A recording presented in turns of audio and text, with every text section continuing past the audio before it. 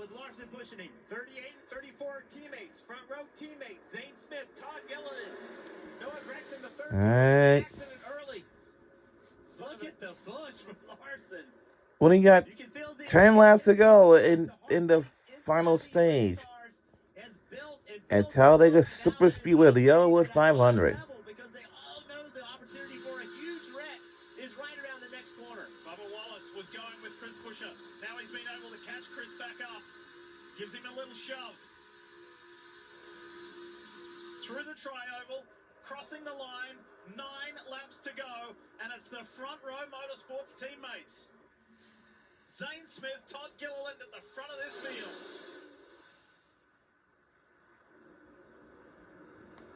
Look at this chaos of cars.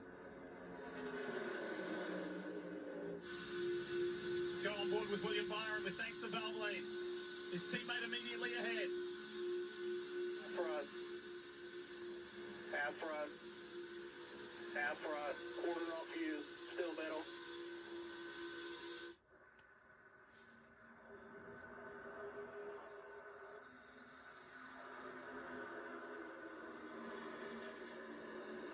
Here comes the big push.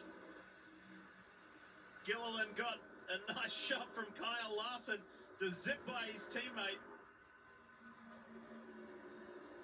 It's such a difficult decision for Todd right there in that 34 car. Go to the bottom or stay in the middle. Larson's done a really good job of pushing him. So now again, Todd gets way out in front of the pack, and here they come. What's Larson do? Really nowhere to go. Just push, push, push. The outside lane coming. Third lane headed by Briscoe.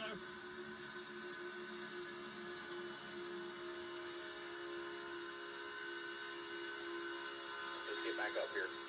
19 is clear off the front. You're top of 3. Your helper's closer to you. Top of 3. Should be 7 to go to the strike.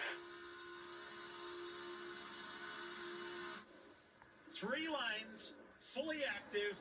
7 laps to go from this point. It's not a drivers either. Now all you can do is push, right? There's really nowhere else to go. You can make it 4 wide, but it gets really tight. So now Bubba Wallace knows he's got to push this 17 car Buescher.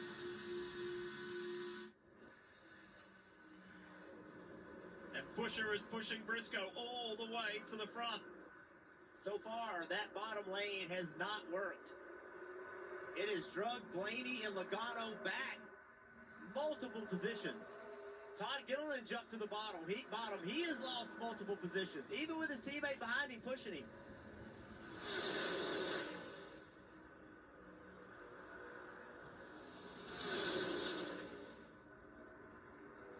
6 to go. Sight right there. It is packed. Everybody's starting to get closer together, side by side. They're trying to side draft each other down the straightaway to slow down the line next to you. Is Austin Hill going to make it a 3rd lane? Yes, he is. He's being pushed by Carson Hocevar. Just to the left of Hill, that 41 of Cole Custer, Kyle Busch behind him. Casey Mears behind him. So, you know, And that 66, that neon. oh my boy.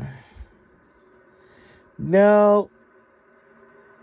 Could this be the biggest day Chase Briscoe's ever had on a drafting track? And can he lock himself in to the championship 4? There's 5 laps to go as car number 5 goes to the front momentarily. All right. 5 laps to go in this race.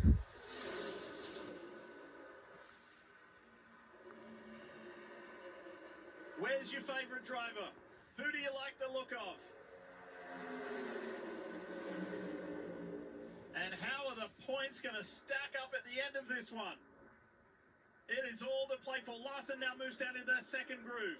He's got Bubba Wallace right behind him and Christopher Bell in the 20. William Byron in 2nd.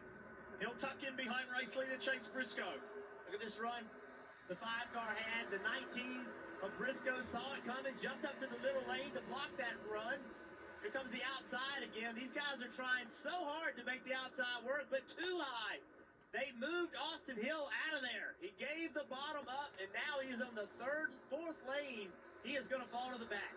William Byron, a week after having his heart broken, when he thought he was chance to win in Vegas, and it just all came to a massive halt after slamming into the back of Ty Dillon. Leads for the first time today with 3.5 laps to go. Well, Bawaz with a big move to the bottom. Now what do the lanes behind them do? The 19 of Briscoe, the first one there. That should help this third lane. That mix-up of momentum could potentially help the third lane. There it comes the 17 of Buescher. Bubba Wallace has won here before. Could he get a second Talladega win in the same year that he won the Brickyard 400?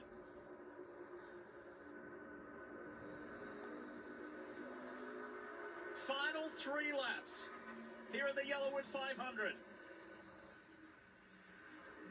Is it going to be a playoff driver who is celebrating a berth in the championship 4, or will it be a spoiler, a non-playoff driver? Big run on the outside. Buescher's going to get all the way to the quarter panel of the 24. The 8 of Kyle Busch back in the pack drives it in there 4 wide. He knows it's time to go. Is there enough time left for the driver of the 8? Carson Hocevar on that top line. Ty Gibbs in the 54 is pushing. That top lane of Buescher, that momentum got built up from a whole lap ago. 2 to go from here. 2 laps to go. 2 more. Making it work with the 22 of Logano, trying to get on offense. Lost track position. He was in the back of the field. Here they come. Buescher thought about it. William Byron goes lower. Larson is in the middle. Alex Bowman staying way out of the way. He goes down onto the Oh! Oh! Big impact, driver's side. Wow! But it takes the RFK driver out of the Yellowwood 500. You saw the movement, the dancing, the blocking. Chris Buescher gets spun off the front of the pack. You see his eyes closed. Big hit for Chris Buescher. Yeah, it was a huge hit. Wind and net coming down. That's the only way people know how to drive these things. Similar to the AMR safety. How to push without just slamming. Yeah, pushes gone bad. We see it so many times. Blocks or pushes are typically how these wrecks happen, and that's it. Oh! Oh! Byron was getting a push from someone behind him as well. Let's see it. Right there. Yes, that's what happened. Hocevar with a big push into the 24 Byron, and then as soon as Byron gets... He's trying to block him. That's what I say, but no! That's what we talked about earlier. The spotter has to be telling all the drivers where the car is 3 rows in front, because there comes a point where you can no longer push. Second time today, race leader has been taken out. Similar section of the track as well. Whoa! Bam! Look at him looking in the mirror. That's a digital mirror that he's looking at. Oh, Knows the big hit is coming. that's such a big hit, guys. Wow, that's a big hit. I've never saw. The driver's body. And what disappointment. Did nothing wrong at all, and his day is over.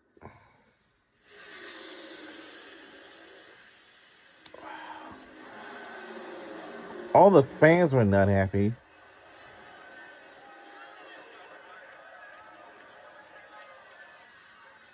Yup. They're not happy.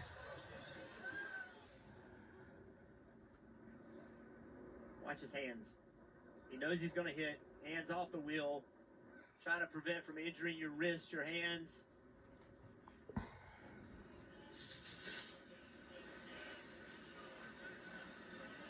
AMR safety team doing the outstanding job like they always do. Marty, there's action on pit road. Yeah, Lee, we talked about how close these teams were cutting the fuel. Both Penske cars going to have to come to pit road, the 12 and the 22 coming to pit road here because they did not have enough fuel for an overtime. I asked Rudy Fugle a moment ago, William Byron, the leader, do you have enough for an overtime? He said 1, maybe.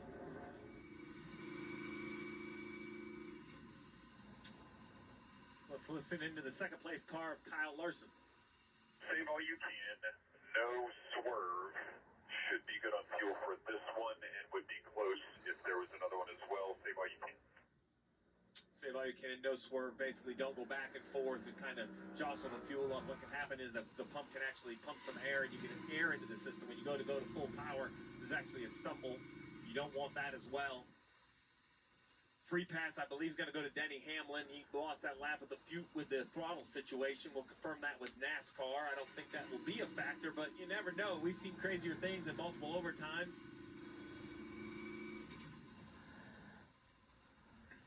Let's take you back to a year ago in this Yellowwood 500. And with 5 laps to go, the big one. It basically took out the entire field. It was colossal.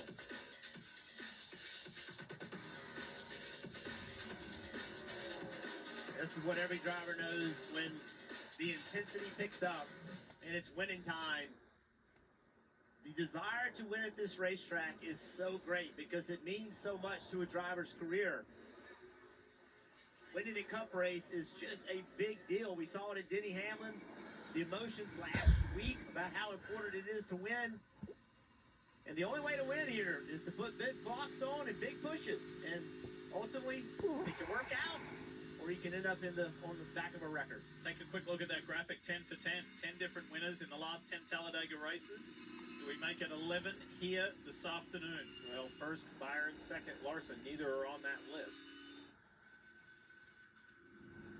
Brad Keselowski, he's still in the race, but he saw one of his teammates and one of his employees out in the hardest fashion. Win in contention. It's pretty interesting to see the strategy played by the Penske drivers, crew chiefs rather, in regard to the strategy of how much fuel to put on.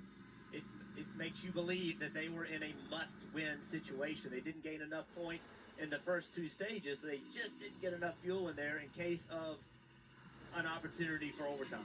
Well, let's hear from Cliff Daniels, crew chief, to Kyle Larson. He's with Kim Kuhn. That's right, and his driver currently running second to teammate William Byron, so this is a spot in the championship 4. Never won here at a super speedway. What do you want to see from your driver in this overtime restart? Yeah, I mean, ultimately, we've had a decent day of execution. Really proud of the team, proud of Kyle, everybody on the HendrickCars.com Chevy for Kyle Larson, he's a crew chief. Our handling and speed was off a little bit at first. He's a NASCAR driver like he used to be. Adjustments on the car, and, you know? You guys know how these speedways. Yeah, he's just going to crew chief. And be there at the end. So, luckily, we're in a good spot now. If we get another green-white checkered, I'm just not too sure about fuel for us or for anybody else. But if we stay clean, we got a shot. Alright. It's out of your hands, so what are the nerves like? So excited to be here, of course, it's an honor for I us. just want to make sure that in my position, I'm giving Kyle all the communication 5 we years can, ago. to know how to save and all the things I we're don't know what looking to for, tell so you, to but kinda know where we are on the field. So a little bit out of our hands, but still trying to be involved and communicate well. Bring us home. it looks like all the cars are going are actually. Cliff was saying, you need to save fuel, you're not giving me the number. Right. And here we are, all these laps later. He's got a chance to win for the first time on a super speedway, but he's up against his Hendrick Motorsports teammate. Coming to the choose, Jeff, I would assume the teammates are going to start nose to tail unless they think they can cover the front row and let each other in, but that would seem to be a risky situation on a final restart. Yeah, let's see what they do. You can see they're running different speeds because they have their engines shut off, right? And they'll shut them off at different times. So one will be going forward, the other one's going backwards. But let's see what happens. I do think that there is an opportunity to start nose to tail and then switch just past the start-finish line, but it has to be executed perfectly if they choose that. They're going to split the front row, and they're going to cover the front row. So they're going to start side by side. Hendrick cars side by side on the front row. Now the good news is side by side is, I take this back one thing. I know they're teammates, and Kyle Larson looks good on points, but I also think they have to, they can't try to win at the expense of the other, meaning wrecking or things like that. But at the same time, I believe you also have to try to win your race. And we'll see whether they work together here on the restart or whether they drag race side by side. If they do stay side by side, is the 77 or the 23? Who is your preferred pusher, I guess, becomes the next question. We know that many of you turn on at different times. For those of you turning on lately, let's get you back. It's very simple. It only gone down so far, and this was a significant multi-car crash in stage 1. This was AJ Allmendinger, the race leader. Huge hit. And two of the wrecks we've seen, the race leader got involved in it, had nothing to do with it. This took out a lot of cars simply from pushing and shoving, trying to make your lane go faster. AJ, Greg LaPlane had the breath knocked out of him. He's okay now. Unfortunately, it took Chase Elliott out of the race. This was an unusual incident involving Shane Van Gisbergen. Yeah, loses control, under braking. There was a little bit of water weeping up between the seams. He gets his rear tires in and he gets spun out. Luckily not collecting. And then this final wreck right here, a push on the outside. Catches the 17 who's trying to pick up that push. Spins it very quickly to the inside and a big impact on the inside wall. And that leaves us in an overtime situation. This is Chris Buescher. Look at him. Look at the eyes. He knows the big hit's coming. Hands off the wheel. Crowd reaction. And that was when the RFK Ford driver had a chance to win. He was at the front of the pack. This brings us to a green-white checker overtime situation presented by Credit One Bank. Who do you have? Who do you like? And who's going to perform the biggest on the big track? Back to racing. And we're back to racing. On the front row. Here we go. Kyle Larson on the outside.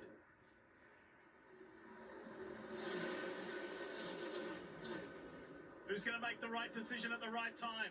Hocevar in the 77, pushing William Byron. Bubba Wallace pushing. 2 laps to go this time. The teammates on the third row from Joe Gibbs Racing.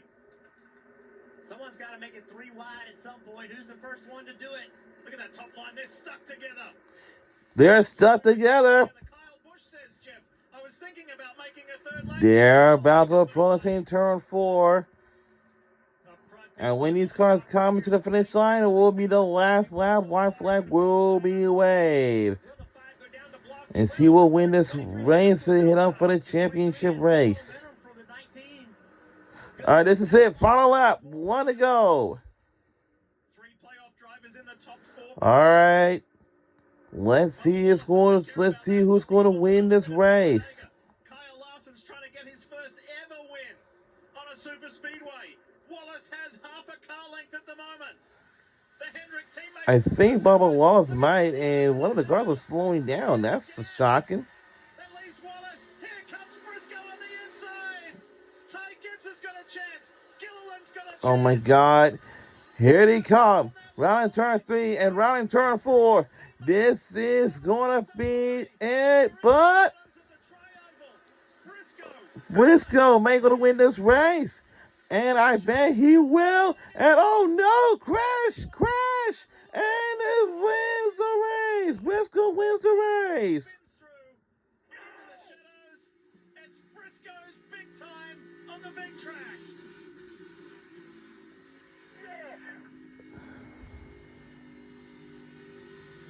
Wow. Trouble. Man, right behind him. Oh He no. joins his Joe Gibbs Racing teammate Denny Hamlin in locking in a berth in Phoenix. My goodness.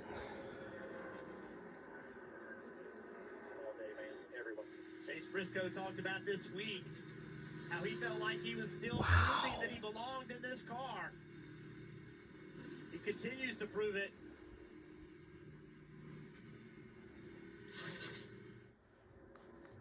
Right here, you see the pushing. And watch the 24. He's going to get spun around right here off the nose of the 77. Just trying to push him. He loses 24 points in the tri-oval as 3 wide behind for the 19, who easily wins it. It all changed with the 5. I think ran out of gas. On board with the 24.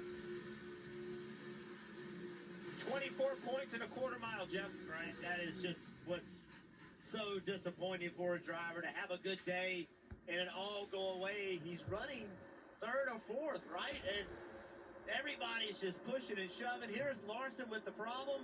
I thought they were in good position right here because I thought he was backing up to the 24. But then when he pulled out of line, we knew it was an issue. So now the 24 is looking for help. They do a nice job kind of going back to the offense as the 19 turns left. Did a really good job. And how about Ty Gibbs in that 54? Sticking to the rear bumper of this 19, giving him a good shove out front. And here's a pushing and shoving, just trying to get to the line. 20 into the back of the 77, the 77 into the 24. They just got misaligned, and around goes the 24. We talked about it all day long. Pushing in the tri-oval is dangerous. And you saw it. The end result for William Byron was terrible. From a top 5 finish, maybe a win if Larson doesn't run out of gas all the way back in 25th.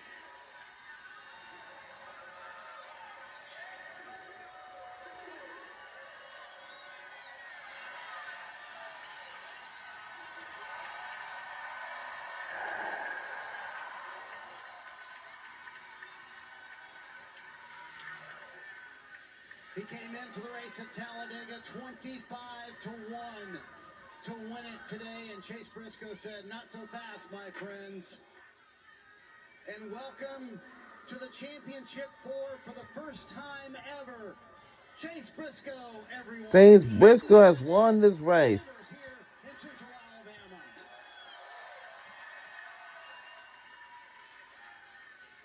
Wow, kind of hurt tears in your eyes on that cool down lap.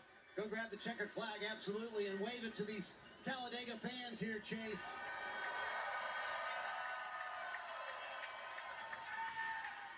From your windshield, how in the world did those final few laps play out? Ty Gibbs, just incredible teammate there. I mean, I honestly would not have won that race without Ty. So This is his third win this season. I can't believe I won a super speedway race. I haven't done it at any level anyways. Thank you guys so much. Every time we come to Talladega, this place is sold out. And this is an unbelievable atmosphere. I cannot believe I won here. Johnny Morris is here at Bass Pro Shops. And yeah, it's not hitting me. We're going to Phoenix. You have raced for a championship in the Xfinity Series, but this is the first time in the Championship 4 for a Joe Gibbs or for you and Cup. Is this a dream come true? Yeah, absolutely. Just so thankful that the Lord's blessed me, opening doors and even closing doors at times. But certainly, open an incredible door here with Joe Gibbs Racing. And yeah, I mean, God is so good. I say it all the time. And even today, I just had such a peace.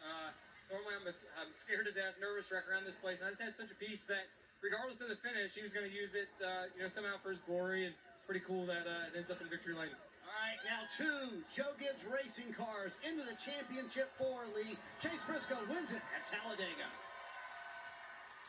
The 30-year-old from Mitchell, Indiana, is on his way to Phoenix. Chase Briscoe is on his way to Phoenix Arizona for the championship race.